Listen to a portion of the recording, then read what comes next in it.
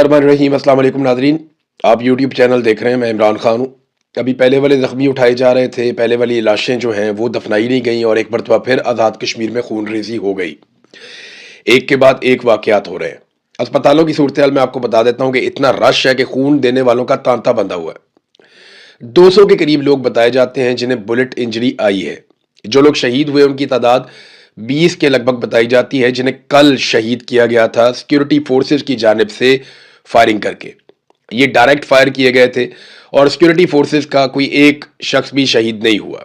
तो जो शहीद हुए वो सारे के सारे मुजाहिरीन थे, उन पे डायरेक्ट फायरिंग की गई है और उसके नतीजे में 20 लोग शहीद हो गए और बहुत बड़ी तादाद में लोग गोलियों के जख्मों से चूर होकर अस्पतालों में पहुंचे हैं। अस्पतालों में खून देने वालों का तांता बंधा हुआ है और इतना रश है कि टेबलों के ऊपर भी मरीजों को डाला गया है, यानी वहां पे अस्पतालों में बेड खत्म हो गए और एक इमरजेंसी जैसी सूरत हाल है आजाद कश्मीर में। और ये खून बहने का सिलसिला अभी भी रुक नहीं रहा।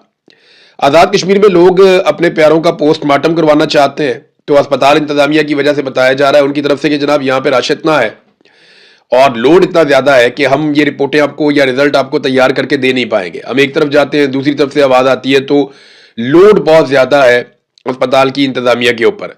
जबकि आईजी ने स्टेटमेंट दिया बीबीसी को और उसने कहा कि सिर्फ 5 लोग मारे गए अब तक। सारा जितना भी अभी तक सिनेरियो बना, 67 लाशें अभी तक बाकायदा डाटा के साथ जारी कर चुकी है ज्वाइंट अवामी एक्शन कमेटी। उसका डाटा दे चुकी है कि ये 67 लोग 67 लोग अब तक शहीद हो गए।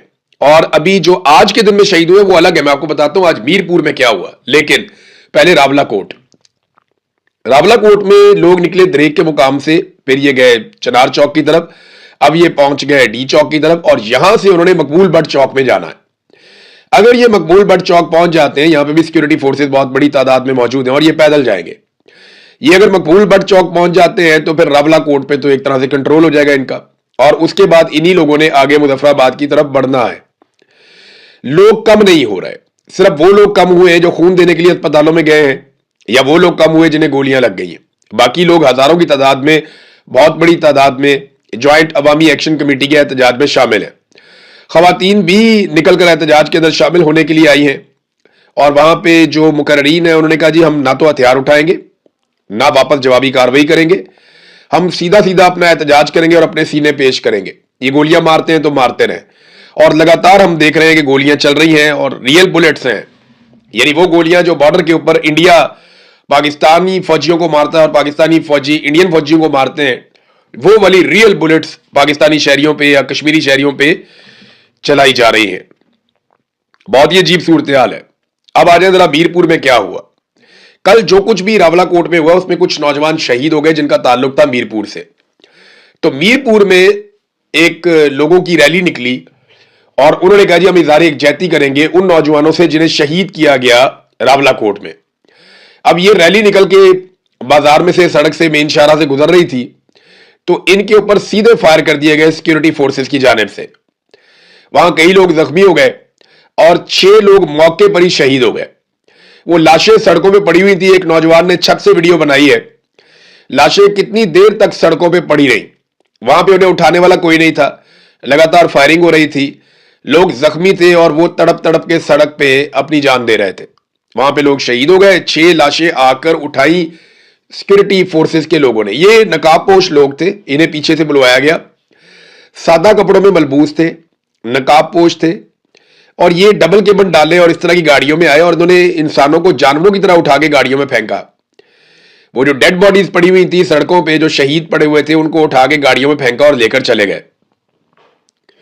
अब कश्मीरी ये वाले मनाजिर देखने के बाद कह रहे हैं कि इसी तरह हमारी लाशें पहले भी गायब की गई हैं, यानी कुछ शोधा जो लाशें हमारे पास थी वो तो हमने दफना दी हैं, लेकिन कुछ लाशें जो हम बार बार मुतालबा करते रहे कि हमारे साथियों की लाशें हमारे हवाले की जाएं, जिन्हें अस्पताल से कब्जे में लिया गया या जिन्हें रात के अंधेरे में कब्जे में लिया गया, तो ये वादा किया गया था कि ये लाशें आपको वापस दी जाएंगी, इन्हें अमानतन दफनाया गया है और आपको ताबूत में डालकर देंगे, आप उनके लवाहिकीन को वो लाशें उनके हवाले कर दीजिएगा। ये वादा किया गया था जब मुज़ाकरात हो रहे थे। लेकिन अब लाशें उठाते कैसे हैं ये मनाजिर हमने सबने देख लिए। सड़क के ऊपर लोग पड़े हुए हैं और उन्हें गोलियां लगी हुई हैं और वो एक एक करके जान दे रहे हैं, शहीद होते जा रहे हैं। اس کے بعد پیچھے سے سیکیورٹی فورسز کی گاڑیاں آتی ہیں، سادہ کپڑوں میں نقاب پوش اترتے ہیں، وہ لاشیں اٹھا کر گاڑیوں میں ڈالتے ہیں اور نکل جاتے ہیں۔ یہ مناظر ہم مقبوضہ کشمیر میں بھی نہیں ہم نے دیکھے کبھی، جو مناظر ہم اس وقت آزاد کشمیر میں بدقسمتی سے دیکھ رہے ہیں۔ عاصم منیر صاحب کی جو پالیسی ہے وہ پاکستان کو وہاں لے آئی جو ہم کبھی سوچ بھی نہیں سکتے تھے، یعنی اقتدار کی ایک خواہش، ہمیشہ رہنے کی خواہش، کرسی میرے سے کوئی نہ لے پائے، میں اپنی حکومتیں بناؤں گا، میں پاکستان کو کنٹرول کروں گا، میں اپنے لوگوں کو ترقی دوں گا، اپنے لوگوں کو آگے لے کر آؤں گا، تمام اداروں میں میرے حمایتی لوگ بیٹھیں گے، میں اپنے تمام مخالفین کو کچل دوں گا، یہ ملک ویسے چلے گا جیسے میں چاہوں گا۔ یہ جو خواہشات ہیں، ان خواہشات نے بیڑا غرق کر دیا پاکستان کے پورے سٹرکچر کا۔ آپ کی ترقی مکمل طور پہ رک چکی ہے، پاکستان کے اندر معیشت کا پہیہ جام ہو چکا ہے، بالکل ذرا سی بھی معیشت آگے نہیں بڑھ رہی، سرمایہ کاری ختم ہو گئی پاکستان میں، پاکستان کی عالمی سطح پہ کریڈیبلٹی بھی نہیں رہی، انسانی حقوق کی پامالیوں میں پاکستان کا دنیا میں نام بن رہا ہے، پاکستان کا پاسپورٹ بدترین پاسپورٹ کی لسٹ کے اندر چلا گیا ہے، صرف عاصم منیر کی ایک تعلق داری ڈونلڈ ٹرمپ سے بنی ہے، اور اس کے نتیجے میں ابھی تک ایک امان ملی ہوئی ہے کہ کوئی ہمیں کچھ کہتا نہیں ہے۔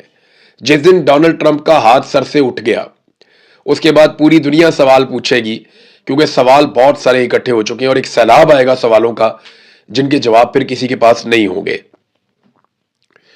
ناظرین، یہ آئی جی نے جب کہا نا کہ پوسٹ مارٹم اگر نہیں ہوگا تو ہم تو لاش ہی نہیں مانیں گے، یہ بڑا سیریس ایشو بن گیا۔ اب پوسٹ مارٹم کروانے کے لیے جاتے ہیں تو لاش غائب کر دی جاتی ہے، ادھر ڈاکٹر کہہ رہے ہیں جناب ہمارے پاس اتنا لوڈ ہے کہ ہم پوسٹ مارٹم کر ہی نہیں پا رہے، آپ کو رپورٹیں کیسے بنا کر دیں۔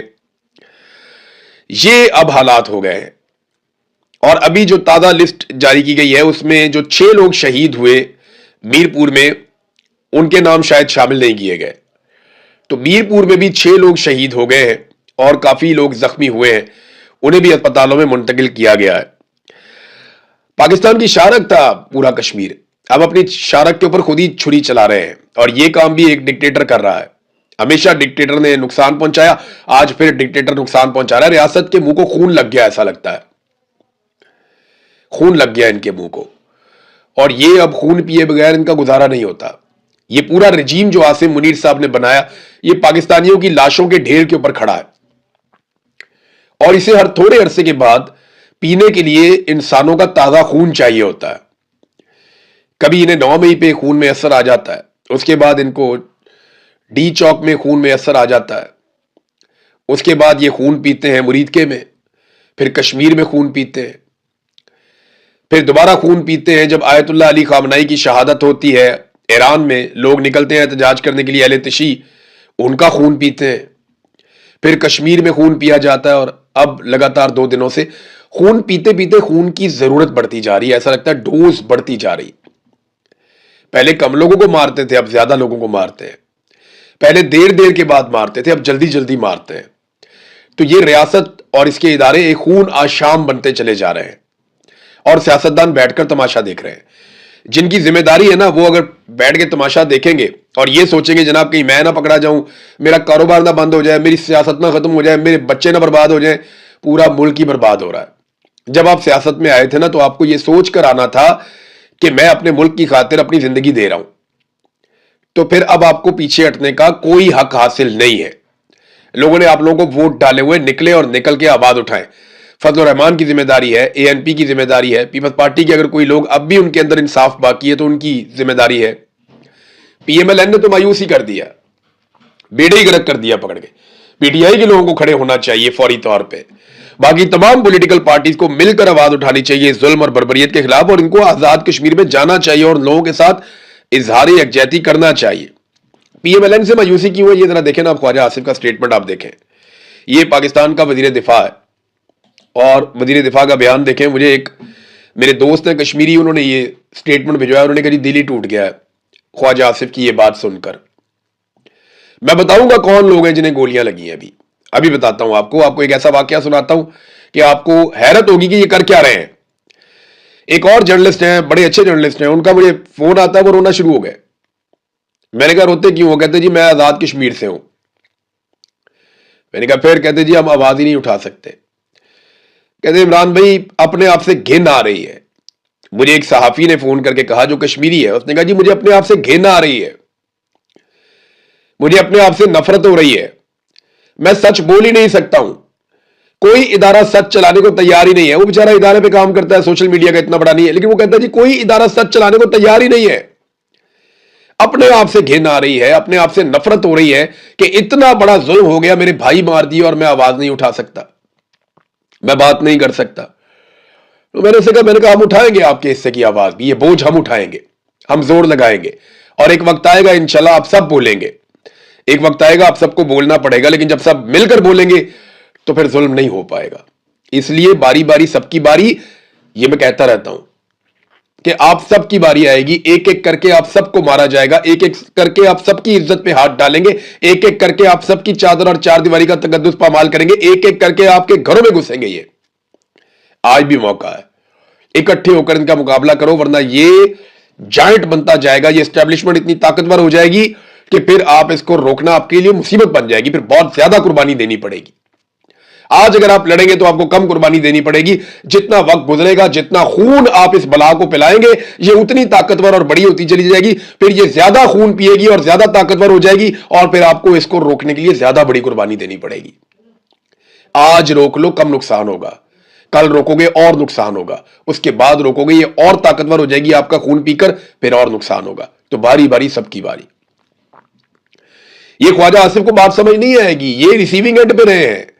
مسلم لیگ نون ایک دور میں ریسیونگ اینڈ پہ رہی ہے, پیپلز پارٹی بھی رہی ہے, لیکن ان کو یہ بات سمجھ نہیں آئے گی.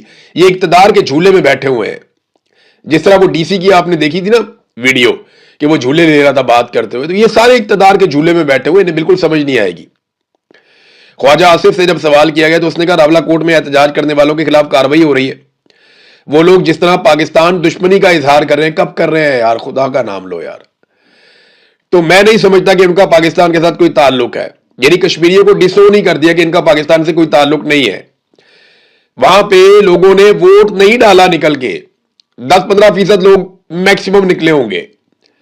یہ جھوٹ بولتے ہیں کہ زیادہ لوگ نکل آئے, تاریخی طور پہ کم ٹرن آؤٹ رہا, لوگوں نے ووٹ ہی نہیں ڈالا. تو لوگوں نے ان کو ڈسون کیا, سارے لوگ کھڑے ہوئے جوائنٹ عوامی ایکشن کمیٹی کے ساتھ, اور یہ کہہ رہے ہیں کہ ان کا پاکستان سے تعلق ہی کوئی نہیں ہے, یہ بھارتی سپانسرڈ لوگ ہیں.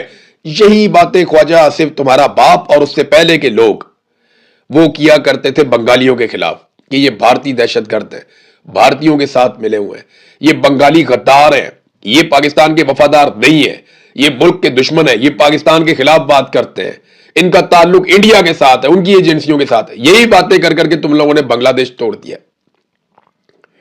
یہ دیکھو بلاول کیا کہہ رہا ہے, بلاول کے سٹیٹمنٹ سنیں آپ سر پکڑ کے بیٹھ جائیں گے. بلاول کہتا ہے جی کہ ریاست فیصلہ کرے نون لیگ کا مفاد اہم ہے یا پاکستان کا. پہلے بلاول کو نکال کے, جو پیپلز پارٹی کے پرانے لوگ ہیں, میری گزارش ہے ان کو نکال کے بلاول کو آئین پڑھانا چاہیے جو اس کے نانا نے لکھا تھا. لکھا تو نہیں تھا, لکھا تو بہت سارے لوگوں نے تھا, لیکن اس کے نانا کو کریڈٹ چاہتا ہے, اس کے دور میں ہوا. تو ذرا وہ آئین نکال کر پڑھے کہ اس میں ریاست کی ڈیفینیشن کیا ہے. وفاقی اور صوبائی حکومتیں اور پورا سسٹم جو مل کے بنتا ہے وہ ریاست ہوتا ہے. فوج کو آپ ریاست نہیں کہہ سکتے, ایک سیکٹر کمانڈر ریاست نہیں ہوتا. ریاست آئین کے اندر درج ہے وہ کیا چیز ہے, اور تم لوگوں ریاست, تم بلاول کی گورنمنٹ ہے آزاد کشمیر میں, بلاول نے خون بہایا یہ سارا کا سارا, بلاول نے سیکورٹی فورسز کو بلوایا, بلاول نے وہاں پہ بہت بڑی مقدار میں سیکورٹی فورسز کو اکٹھا کیا, پھر بلاول نے پابندی لگائی جوائنٹ عوامی ایکشن کمیٹی کے اوپر, قلعدم قرار دیا, پھر بلاول نے ان کے رہنماؤں کے سروں کے اوپر انعام رکھا, پھر بلاول نے بار بار وہاں پہ آپریشن کا حکم دیا. یہ سارا کچھ بلاول نے خود کیا ہے, اور اب وہ یہ کہتا ہے کہ جناب آپ کر رہے ہیں تو آپ کر رہے ہیں تو ریاست کر رہی ہے. اور بھئی ریاست کیا ہوتی ہے, کوئی ایک ادارہ ریاست نہیں ہوتا. عاصم منیر ریاست نہیں ہے, نہ وہاں بیٹھا ہوا سیکٹر کمانڈر ریاست ہے. ریاست کی ڈیفینیشن پڑھیے بلاول صاحب, ریاست ہوتی کیا ہے, کہتے کس کو ہے ریاست. ریاست کی ڈیفینیشن پڑھیں جو آئین کے اندر لکھی ہوئی ہے, آرٹیکل 7, آرٹیکل 8 آپ نکالیں آئین کا, پڑھیں, آپ کو پتا چلے گا. واضح طور پہ لکھا ہوا ہے کہ جناب جو عوام کے منتخب نمائندے آ کر بیٹھتے ہیں وہ ہیں ریاست, کیبنٹ, وزیر اعظم, اس کے ساتھ باقی لوگ, آپ کی قومی اسمبلی, صوبائی اسمبلی, سینٹ, یہ ہے ریاست. یہ تو آپ کے پاس ہے, ریاست تو آپ کا قبضہ ہے.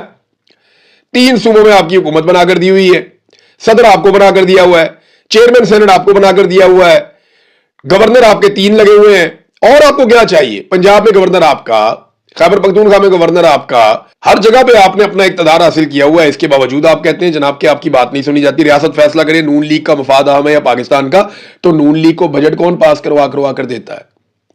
नून लीग के वजीर आजम को वोट किसने डाला था? ये हर जुर्म का हिस्सेदार है। और अब ये कहता है जुल्म, ज्यादती, कत्लो गारत, डकैती को जमहूरियत का नाम दिया जाता है। ये लोग गोलियां चलाकर हुकूमत चलाना चाहते हैं, लाशें गिराकर अपनी हुकूमत बनाना चाहते हैं। ब्रूट मेजॉरिटी का लफ्ज पाकिस्तान में सबसे पहले बिलावल साहब आपने इस्तेमाल किया था। तुम लोगों ने ये जुल्म किया, ये बर्बरियत की है पाकिस्तान में। तुम इनके आला कार हो, तुम इनके साथ मिले हुए लोगों को बेवकूफ नहीं बना सकते। फिर कहते हैं पुरअमन रहना चाहते हैं वरना मैं भी जरदारी का बेटा हूं। लदस क्या पिद्दी और क्या पिद्दी का शोरबा कि मैं पुरअमन रहना चाहता हूं वरना मैं भी जरदारी का। कट दो भाई इतना जेन कटना। जरदारी कहता है कि मैं भाई एस्टेब्लिशमेंट के हाथ मजबूत करूंगा। एक जरदारी ने स्टेटमेंट दिया था जिंदगी में और जरदारी दुबई भाग गया था। सदर होने के बावजूद ये पाकिस्तान में नहीं रुक पाया स्टेटमेंट देने के बाद। उस जरदारी का बेटा है। एक दिन जरदारी डट के खड़ा नहीं हो सका था आर्मी चीफ के सामने। एक स्टेटमेंट दिया, वो भी गोल बोल दिया, नस गया पाकिस्तान से। जब तक डील नहीं हुई वापस नहीं आया। उस जरदारी का बेटा है। बेनजीर भुट्टो वापस आई, डील करके वापस आई, एनआरओ करके वापस आई। ये हकायक है। उस बेनजीर का बेटा है। वो इमरान खान देखो जेल के अंदर पड़ा हुआ, डील ही नहीं कर रहा। रोजाना तुम्हारे मालिक जाके वहां पे डील की दरखास्तें डालते हैं, मिन्नतें करते हैं, तरले करते हैं, वो डील ही नहीं कर रहा। ये फर्क है। बहादुरी के ड्रामे करने से कोई बहादुर नहीं बन जाता। बेनजीर की कुर्बानी अपनी जगह, भुट्टो की कुर्बानी अपनी जगह, लेकिन अयूब खान डैडी भी था तेरे नाना का। बेनजीर भुट्टो एक डिक्टेटर के साथ डील करके पाकिस्तान वापस आई थी, एनआरओ करके, याद है? यही जरदारी एक स्टेटमेंट दिया था ये जर्नैल के खिलाफ और उसके बाद पाकिस्तान से भाग गया था, वापस ही नहीं आ रहा था। याद है ना सारा कुछ? ये अपनी दफा सबको मैं जरदारी का बेटा हूं। भाई जो जरदारी साहब ने सप कटिया तुम भी कट लो। उन्होंने भी जूते पॉलिश किए, आप भी जूते पॉलिश कर लें। अब एक और स्टेटमेंट बिलावल का देखें। वो कहते हैं जी धांधली की कहानी आज से शुरू नहीं हुई, हम कौमी मफाद में खामोश थे। केड़ा कौमी मफाद भाई? सारे होते लेके कौमी मफाद। 3 गवर्नर अपने बना लिए, 3 वजीर आला अपने बना लिए, गिलगित बल्तिस्तान में हुकूमत ले ली, डिप्टी स्पीकर अपना बना लिया, सदर अपना बना लिया, चेयरमैन सेनेट अपना। और तानू की चाहिए भाईजान? और आपको क्या दे? कौमी मफाद नहीं, साती मफाद में चुप हो तुम लोग। अगर कौमी मफाद होता तो आज पाकिस्तान में इतनी कौमी मफाद में मारंग बलोच को छुड़वा दो ना। दे मुतालबा की नहीं तो मैं इस्तीफा देता हूं, रोला डालता हूं, मैं हुकूमत का साथ नहीं दूंगा, मारंग बलोच को बाहर निकालो, ईमान मजारी को बाहर निकालो, जो सियासी कैद जेल में रखे उनको बाहर निकालो। नहीं, ये नहीं करेगा। ये सिर्फ जाती मफाद के लिए और कुछ भी नहीं है। सिर्फ कहानियां सुनाना जानते हैं ये लोग। ख्वाजा आसिफ को देख लो, बिलावल को देख लो, एक ही सिक्के के 2 रुख हैं। ये इनमें कोई फर्क नहीं है, बिल्कुल ये एक जैसे। आज बड़ी तकलीफ है ये जो कश्मीरियों के साथ किया गया, वाकई बहुत दुख वाली बात है, बहुत तकलीफ वाली बात है। मैं अब और बोलूंगा ना तो और कोई इस तरह के जुमले बोलूंगा और ज्यादा बात करूंगा, तो आप थोड़े को ज्यादा समझें। इन लोगों ने पाकिस्तान को एक चरागाह या शिकारगाह समझ लिया है और ये तबाही फेरते चले जा रहे हैं, फेरते चले जा रहे हैं। आपको मैं बताऊंगा अगले वीलॉग्स के अंदर कि पाकिस्तान की मईशत को ये कहां ले गए हैं और ये जो अमेरिका के साथ बड़े बड़े ताल्लुकात के दावे करते हैं उसके बदले में हमें क्या मिला है, ये भी बताऊंगा मैं। अब तक के लिए इतनी अपना ख्याल रखिएगा। अल्लाह हाफ़िज़।